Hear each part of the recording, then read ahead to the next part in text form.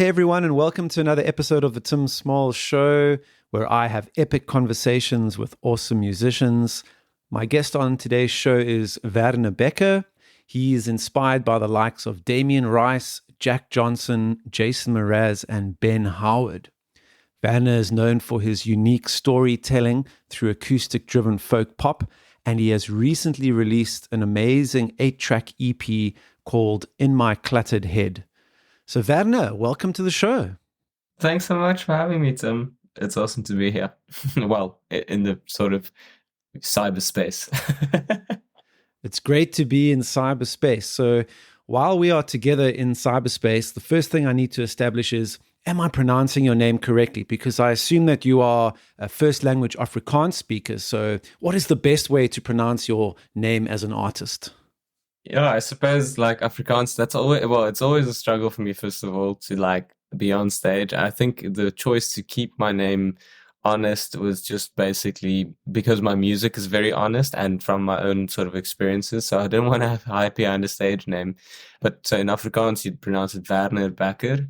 But in English, I'd like sort of go between Verna, like the British people would say, and like Becker sounds good. I think it's sort of like a CK sound, but it's with two Ks. It's a bit hard. Werner Becker, I suppose. Great. So you're open to all the possibilities of pronunciation for your artist name, which is great. And interestingly enough, you actually come from quite a musical family, right? So tell us more about your dad as a musician and, growing up in a musical family and how you kind of got into the music industry from a young age.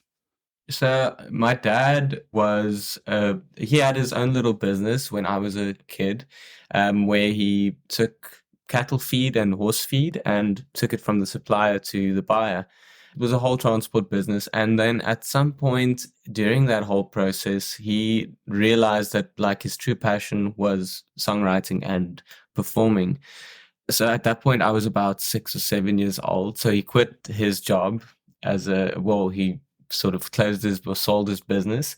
And we, as a family, sort of started on this whole journey of traveling around the country with the singer-songwriter. And so I would say those are like pretty much just after your forming years as a kid. And it obviously had a huge impact on me in the best way. I feel like I was able to see the country extensively at a very, very young age, and also see musicians and grow up with musicians as they were sort of making headway for themselves. Like, for instance, I remember the first shows where Chris Chameleon opened for my dad before Chris Chameleon was big, and where I saw Jan Blom at Red Tomato and stuff like that. So growing up in that space where I was able to meet all these legends as a young kid was really incredible.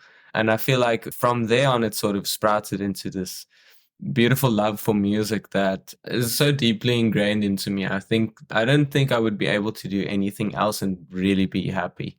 So the choice for me to do music after school was sort of a no-brainer. Yeah, so I guess at a young age, the music bug bit you really hard, right? Because after going on tour as a kid and, as you say, really seeing the South African music industry and, many awesome artists in these unique settings, you kind of can't get away from that, right? It's like the bug has bitten you and you just have to kind of do it, right? Yeah, it sort of becomes a calling. I don't think it necessarily just is a calling. I think somewhere in your life, music either starts calling you or it doesn't. And I think for me, that was the sort of period in which it happened, definitely.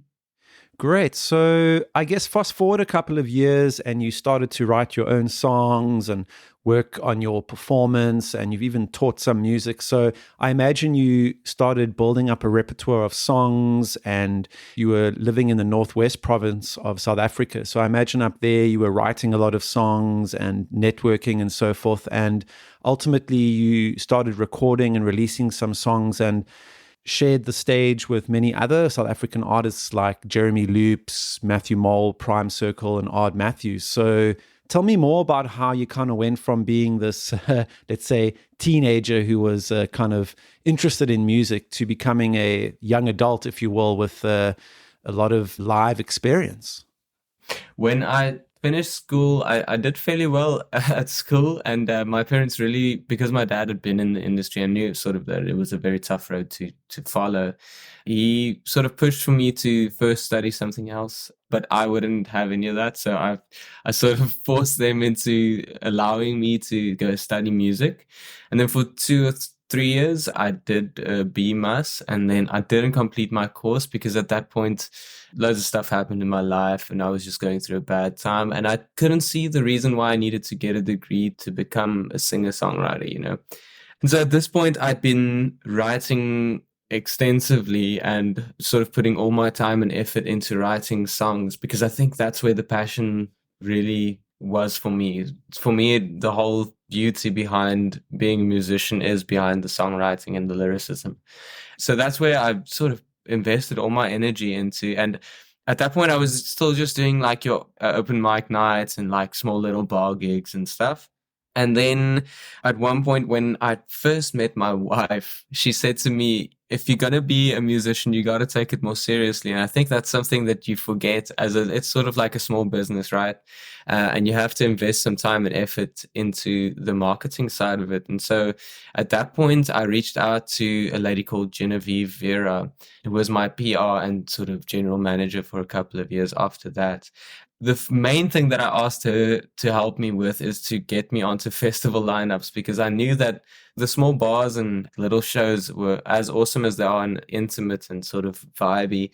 I wanted to sort of reach a bigger audience, and I'd been to a couple of festivals, and to me, as a music lover, that was sort of the like epitome of what I wanted to achieve. And so from there, I started playing festivals. And as more people started seeing me, I got these opportunities to open for these insanely cool acts around the country. So it's been a good journey.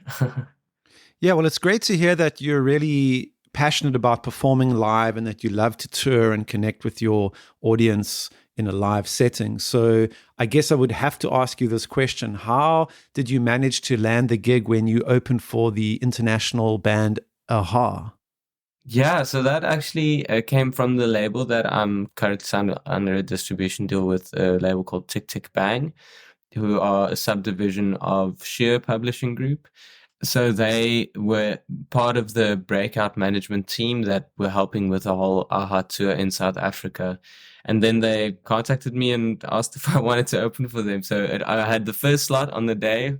And it was incredible because the sort of audience that AHA draws is more my kind of audience where people love to sit down and really listen to the music. So by the time I was on stage early in the morning, people were already sitting down and listening to the music. So it was just awesome. It's definitely been a highlight in my career so far. Great. What an awesome story. And I guess your music really speaks for itself, right? You're landing all these amazing opportunities because your music is really fantastic. And so let's talk about your latest record, which is an 8-track EP called In My Cluttered Head. It was released in 2021, so it's still very new. Tell me more about this recording. So the whole process was very interesting. I think the title of the EP sort of explains what everyone went through in the last 2 years, where like in previous years, we were sort of able to get out of the house and go see stuff in order to just like declutter ourselves, right? Mentally and physically, and just think about everything that is bothering you or be able to have that sort of a release. Whereas in the last 2 years, me sitting at home was a struggle. I think like it was for almost everyone around the world, where you sort of realize that your head has gotten cluttered over the years and you've sort of put things to like into the back of your mind, into those little corners that you never revisited. And then when you're silent and when you're forced to stay in one place for so long with, say, one other person, those little things start resurfacing. And I think that's what many of the songs on this whole EP deal with, little things that had been bothering me for years and years and years. Okay, yeah, because obviously I've listened to the EP and I really enjoy it. So I'm definitely going to chat to you about one or two of the tracks that I like. But I'm quite interested to know where you recorded it and if you worked with a producer or if you kind of hunkered down in your own studio and did it all yourself. That is sort of what the last few years have been. I have, over the years, always had a passion for, like you mentioned, Damien Rice is one of my big influences, and Ben Howard. And both of them, I know, recorded many of their EPs and some of their albums in their own little home studios or in traveling studios that they have a little rig that they travel with them. And for instance, there's a story about Damien Rice where he recorded the vocals to one of his tracks by putting the microphone inside a shoe because he liked the sound of that. And so that sort of experimental home recording has always been a thing for me. And over the years, I've sort of amassed a little bit of gear, and I never really used it because when you start working with producers before COVID and everything, it was really easy to just get in touch with someone. They'd say, "Oh, cool, I've got a little studio here," and you just go there and they've got everything set up. So I never really found time to extensively use it. And then in this period, because I couldn't go to any studios and stuff, I was like, "Okay, cool, it's time to use the stuff that I've gathered." And then I sort of produced most of the EP myself, and then we sent it through to a guy called Brent Quinton, who's a mixing engineer. Oh, he's worked with amazing acts, but if I can use someone that's got a similar sound to me, he's worked with Farrell Perkis. So he sort of put some of the final production, like the final little tidbits on there and like some extra guitars and stuff, and just made it shine. So I'm really proud to have like sort of sat in my little grimy little home studio and built these tracks up, and having been able to work with Brent and a couple of other guys to produce this amazing, what I think is an amazing EP. Yeah, I would say that's a great term to use to describe your EP. Amazing. I'm certainly amazed that you have essentially produced this record on your own in your home studio. It's got an incredible sound, and you've even pushed out one or two videos from the EP. You've got an official video for Thin Line, right, on YouTube. Yeah, so that one was actually, it's pretty cool. My wife dabbles in photography and videography, but she's not a pro at all. She does it as a hobby, and she's been doing it for 2 or so years. And then we had this idea to shoot it all on the floor because the artwork for the single was shot on that same wooden floor in our house. And then we wanted to look like I was crying. We weren't so successful in the end, but we literally took onions and like squeezed them in front of my face. And initially we wanted to shoot it in slow motion, but then did some research, and then we did the opposite where we sped everything up. And so I sang the song really slowly in that recording, and then we sped it all up so that you have all these little micro inflections on the face that you see. So it's so cool, like having the time. And that's one thing I will give lockdown, is we had so much time to sort of experiment with stuff and be creative in our own little space. I wanted to speak briefly about the track Daydreaming, which is the second track on your EP. I really enjoyed this song, and I believe it's about kind of being brave enough to expand your horizons. So I'm really interested to know more about this track specifically. Yeah, so some of the songs from the EP come from a time before lockdown, but this was one of those lockdown songs. And I think this was probably, for me, in the darkest space that I was in during lockdown. So I think this song, like I said earlier, those little corners in your mind where you put stuff away, this is sort of the amalgamation of loads of little things throughout my life that have bothered me. Like in the chorus that I wrote, "Catch the sun, keep it in your pocket." That's the idea, is to, during that time and during any sort of time where you feel like you're close to giving up or you feel really lost, it's important to remember those little memories that are good as well, because we tend to fixate on the negative sometimes. And so the song is very much about all those negative memories and trying to keep focus on the good stuff in life. Wow, very interesting. And I must say, I'm quite fascinated by your ability to move between emotions in essentially a fairly short space of time, right? Because on this EP, every song has got a very different feel. I mean, you start out with Thin Line, which is kind of this very atmospheric track that's navigating the delicate balance of love and hate in relationships. And then you're moving into Daydreaming, which, as you mentioned, is kind of dealing with all these thoughts in your mind. So also kind of relatively somber. But then you've got a track like It's You, where you can kind of feel that sort of Jason Mraz influence and that this kind of very happy, uplifting vibe. So maybe tell me a little bit more about that track as well, because I really enjoy it, but also just kind of how you're able to navigate between these various emotions on the EP. Cool. Yeah. I think for me, I'm still very much finding myself as a songwriter, and I feel like I'm not sure if I'll ever find exactly what my sound is. So if I put it in terms of like other musicians, I see myself as a sort of along the vein of someone like Beck, where like every album is different and every song can be like a complete genre shift. And it's difficult to build up an audience like that, but it's also a lot of fun. So It's You comes from a space. This is probably the oldest track on the EP. It comes from about 5 or 6 years ago when actually my parents were going through a divorce. And I think it's so strange that the song is such a happy go lucky vibe because I was yeah, it was a very dark time in my life. I think this was my own way of trying to cheer myself up and trying to sort of see the bright side and stuff as well. And sort of juxtaposing what was happening in my life with this extremely happy go lucky, chilled song, I think really got me through that time. And it's strange. I often find that songwriters in general try and, well, not try and, but fixate on the depro stuff in life. It's easier to write about sad stuff or stuff that makes you angry or whatever. But it's so strange to see how a song can come from that emotion and sound like that, you know? Yeah. I mean, that is really interesting. I guess what you were probably trying to do is channel those emotions, which were difficult for you at the time. It was a difficult time.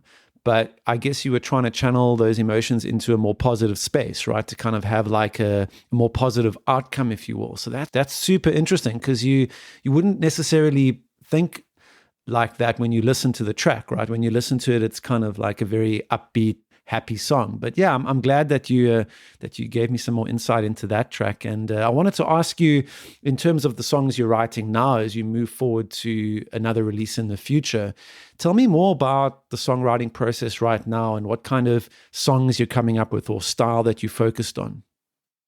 So I've also been writing by myself these last couple of months. Since making the move to Cape Town from Johannesburg, it's been very inspiring because everything here is so very beautiful. So I find myself and my wife are going out a lot more just to see or to be in nature. And I find that really inspiring. So at the moment, I feel like I'm not thinking too much about songwriting. The songs are just coming to me, which makes it difficult because sometimes they aren't in the specific vein of sort of emotion that I want the next release to be in.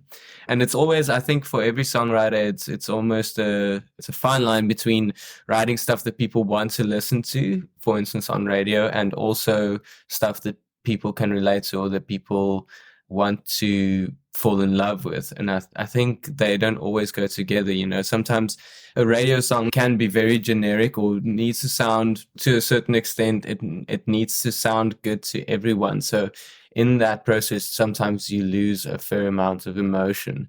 And so it's sort of like, it's always for me a tricky balance between getting those songs out that have that sort of all-encompassing vibe to them and then having the more deep, dark, artistic songs.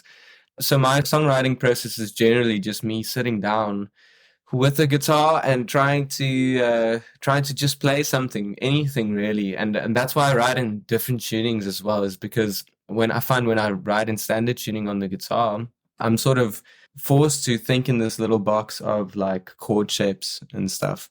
Whereas if I tune into a strange, different, new, weird tuning, it's like I'm a little kid and I'm playing around and finding what I think sounds good. And then from there, generally, because the guitar sets that sort of emotional tone and the sort of sound, the lyrics start flowing. I sort of start humming along to it, and then before you know it, I've got a verse and a chorus, and then it pretty much solves itself. It feels like, I think John Butler once said this as well, it doesn't feel like you writing the songs, it feels like the songs are all out there, and then a song just chooses you to write it, to put it down into words and music. Very interesting. And I like how you mentioned that being in Cape Town has been so inspiring for you, right? Because if the songs are all out there and they're just waiting for you to discover them, it's almost like the songs are hanging around in Cape Town or the Western Cape, right? Because the more you go out and explore and enjoy life, you're going to find more of these songs. I mean, I've been following you on Instagram and seeing some of your adventures, going out to farms and whatnot. So I guess it's an exciting time for you to be in a new location. You're right, Cape Town is beautiful. There's lots to do. So would you say that the songs are hiding out in all the different nooks and crannies in the Western Cape and you're going on adventures to find them? Totally, that's such a cool way of looking at it. At times during the lockdown, it's been hard for creatives in general, I think, to sort of keep the juices flowing, right? But yeah, Cape Town definitely is hiding those little inspirations in all these nooks and crannies. Definitely. Great. Well, yeah, I'm so happy to hear that there's lots on the horizon for you. I guess before we wrap things up, I'm just taking a look at your Instagram account because I can always kind of get a good idea of life in the world of Werner Bekker. One question I wanted to ask you quickly was that it looks as if you are a big fan of cats. Is that correct? Yeah, dogs and cats. My wife and I have two Swiss Shepherds and two very furry cats. Wow. So they must keep you really busy there at home, right? Yeah, because we have a fairly small house, so luckily we live close to a dog-friendly beach, so we walk them every single day. Every morning we go for a walk on the beach. Incredible. Well, we're very happy that you have relocated to Cape Town. We're fortunate to have you playing the circuit here in the Western Cape. And I've really enjoyed having you on my show today and getting to know you a bit better. So, guys, if you're listening to the show and you're enjoying our conversation, please do go and check out Werner's EP in My Cluttered Head. Of course, it's on all the streaming platforms. It's a really fantastic EP. It'll make you think about life and do some reflection, but it will also put you in a good mood for, driving down to the beach. So I love how he's moving between all these different emotions through his music. And I'm certainly looking forward to releases in the future. So yeah, Werner, thanks for joining me today. Do you have any final words for the fans? Just thank you so much to everyone who is listening to my music, and thank you to you, Tim, for having me, and hope you all have a beautiful week ahead.